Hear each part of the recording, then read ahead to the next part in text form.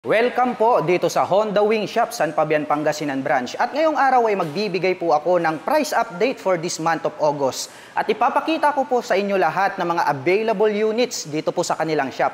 Excited na ba kayo? Tara! Ito po yung kanilang pinakabagong Click 125. Ito po yung special edition. Ang pagkakaiba po nito from the previous version, mayroon na po itong two-tone color combination. At ang color po ng Honda Click na ito is blue color. At ito po ang kagandahan kasi nitong Honda Click is naka-liquid cooling system. Kaya pwede po itong gamitin or ibabad maghapon magdamag pagdating po sa mga malalayong biyahe. Which is pagdating po sa mga 125cc, ito po yung pinakamalaking advantage. At kung bakit gustong-gusto nilang i-avail at gawing pang daily service, ito pong Honda Click 125. At ito po ay nagkakahalaga, ang SRP po nito worth 84,900 pesos. Ano ba yung mayroon dito sa Honda Click? Unang-una, pagdating po rito po sa kanyang magwheel, special edition pala to, mga ka-LM, dahil nga po itong kanyang magwheel is dark brown color. At ang kagandahan niyan, naka-weavy disc na po rito sa harapan, along with single pot caliper na matte black color. At pagdating sa kanyang braking system, may nakalagay po rito na decal na combi brake system. So ang kagandahan niyan, once po na pinihit natin yung ating rear brake, ay sasabay ng bahagya ito pong ating front brake. Sa ganoong paraan, ang combi brake system ay nakakapagbigay po ng smooth na braking power. And then ito pong kanilang special edition, mapapansin natin bukod po rito sa kanyang dark brown color na magwheel, ito pong kanyang grab bar. So dark brown din po yung kanyang color. Kaya dyan po natin makikita kung ano po yung special edition at yung standard version. Dumako naman po tayo rito sa kabila. Ito naman po yung kanilang 160 na version. Ito po yung Honda PCX 160. Ito pong color na to is gray. At ito po yung kanilang CBS version. So combi brake system po yung version na to. Naka single rotor disc brake dito sa harapan. Dito po sa bandang likuran, ganun din. Naka single rotor disc brake po ito. Kaya maporma yung kanyang dating. At bukod dyan, ito po ay naka keyless system na po siya. So remote na yung ating ginagamit kapag ating i-activate ito pong ating scooter. At napakaganda po nitong kanyang meter panel display. At naka naked handlebar. Kaya talagang napaka flawless ng kanyang design. Ang lapad po ng kanyang upuan, two-tone color combination. So matte black tayo rito sa bandang itaas na anti-slip. At ito pong kanyang grab bar, no, napakasimple pero malupit ang dating. At ito po ay equipped with dual shock absorber. Silipin naman natin kung magkano po yung price nito pong Honda PCX 160. Ang price po niya ngayon, 2024 August updated price is worth 131,900 pesos. Ito po yung CBS version.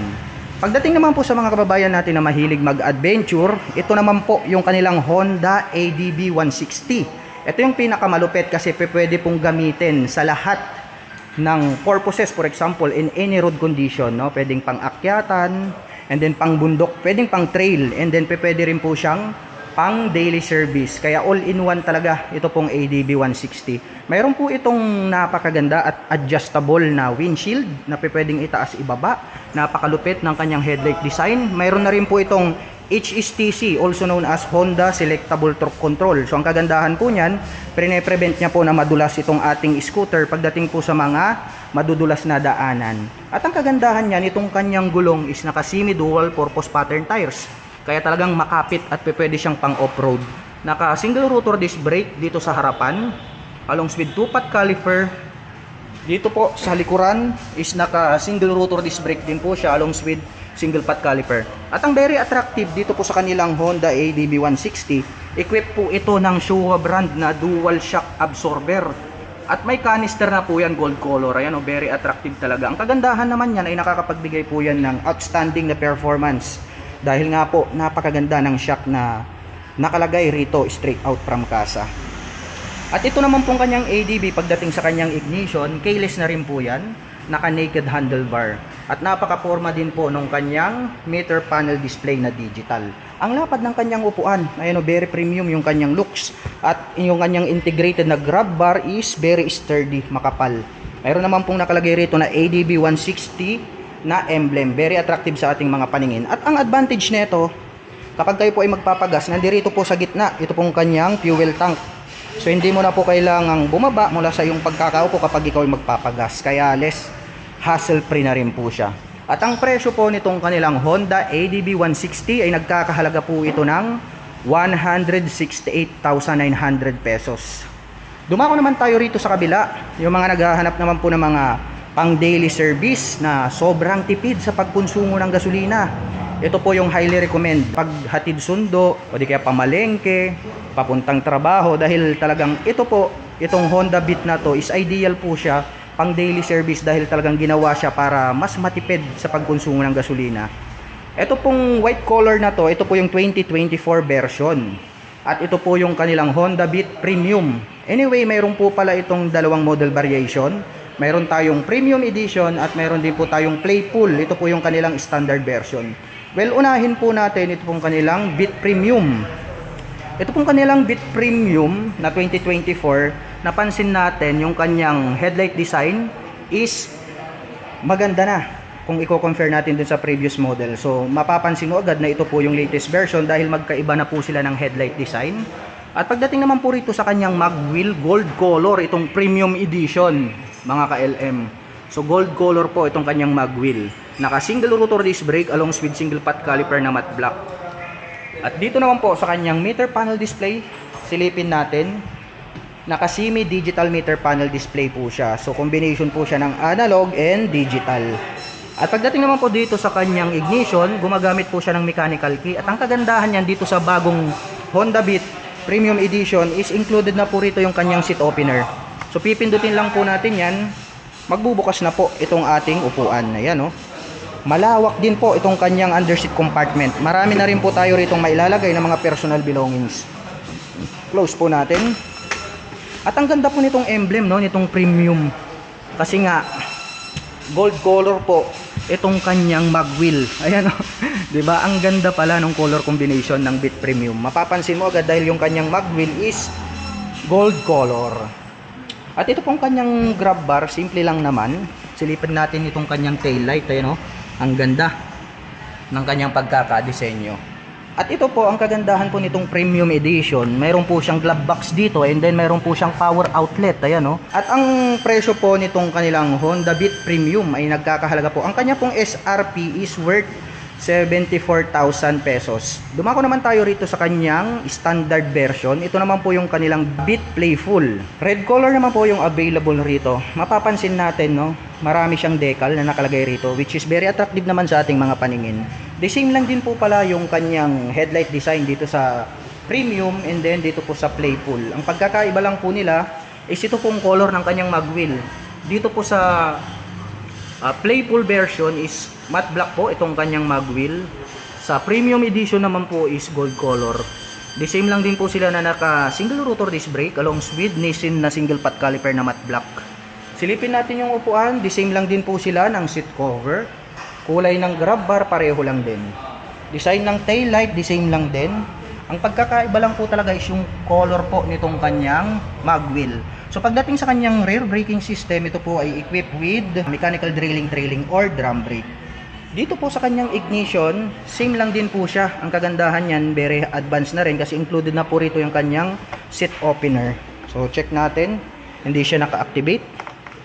At may glove box din, ito pong kanyang Playful version at mayroon din po siyang USB charging socket.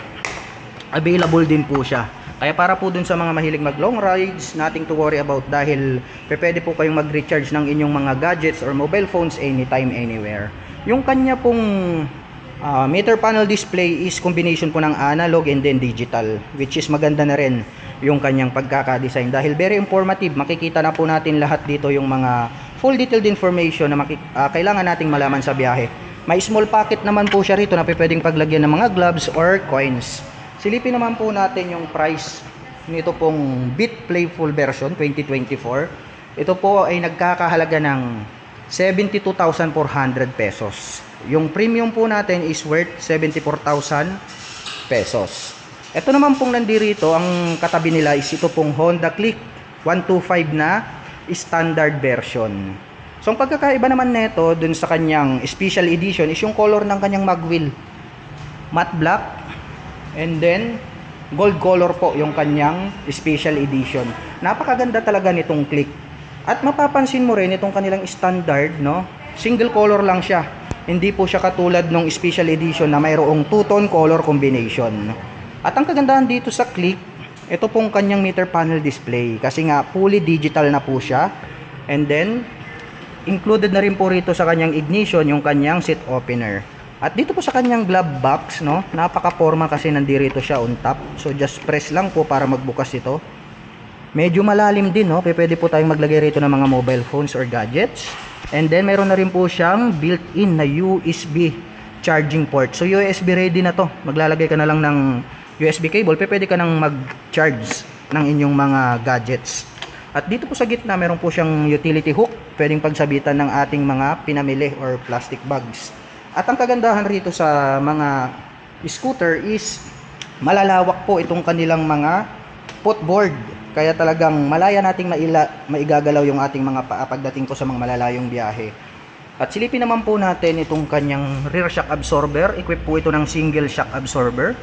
And then naka ASP or Enhanced Smart Power itong kanyang engine. Kaya maaasahan natin na matipid at malakas yung kanyang engine design. At bukod dyan, ito po yung katangi-tanging special features na di mo makikita sa mga 125cc dahil ito po ay naka-liquid cooled.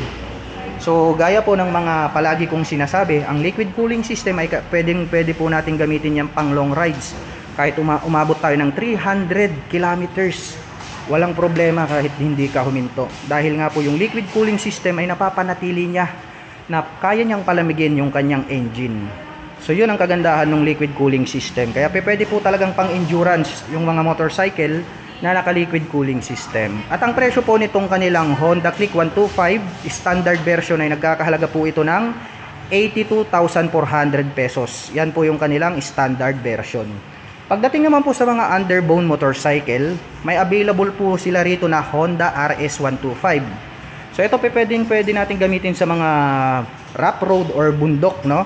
Kasi nga ito po yung mga 90s na design. Pero ang kagandahan niyan is nag-innovate na rin yung kanyang design from the previous model, no? Dahil nga advanced na rin yung kanilang ginamit na technology rito. At mas maporma na yung kanyang dating. At pagdating naman po sa kanyang rim set, silver color naman po siya, chrome color. At ang kagandahan niyan, itong version na to is naka single rotor disc brake po siya, along with single pot caliper na gold color, naka traditional telescopic fork na glossy black. At itong kanyang headlight, very attractive din. At ang kagandahan niyan, included na po rito sa kanyang front face cover, ito pong kanyang turn signal sa no, naka-emboss, no. Maporma din po yung design, no, nitong kanyang engine extension cover. So letter B naman siya. Maganda rin yung kanyang decal na nilagay rito. And then yung kanya pong stock pipe, two-tone color combination. Naka-chrome color yung kanyang head protection guard, and then black color naman po yung kanyang pipe. At ito pong kanyang spokes in rim, chrome color po siya. Yung kanyang hub is silver color. Yung sukat ng gulong rito sa likuran, mayroon po itong 80 by 90/17 pang city riding condition. Ito naman po ang kanyang tail light, you know, mahaba, no? Maporma rin yung kanyang dating. Yung seat cover naman niya, single color lang naman po itong kanyang seat cover, and then malambot, kaya very comfortable po ito sakyan. Yung kanyang meter panel display, full analog po siya, pero ang kagandahan niyan, very colorful, you know? Tsaka informative na po itong kanilang inilagay rito. Mas maganda na po siya compare sa mga previous model. At ang presyo po nitong kanilang Honda RS125 ay nagkakahalaga po ito ng 75,900 pesos. Dito naman po sa kabila, underbone pa rin yung kategory nito. Ito naman po yung kanilang pinakabagong Honda Wave RSX this version. Ayan, oh. Dahil nga po yung kanyang front braking system is naka single rotor disc brake, along with single pot caliper na silver. Nissin naman po yung kanyang brand. Kasi po yung isa pong version nito is hindi po siya naka disc, which is drum brake po yung kanyang version.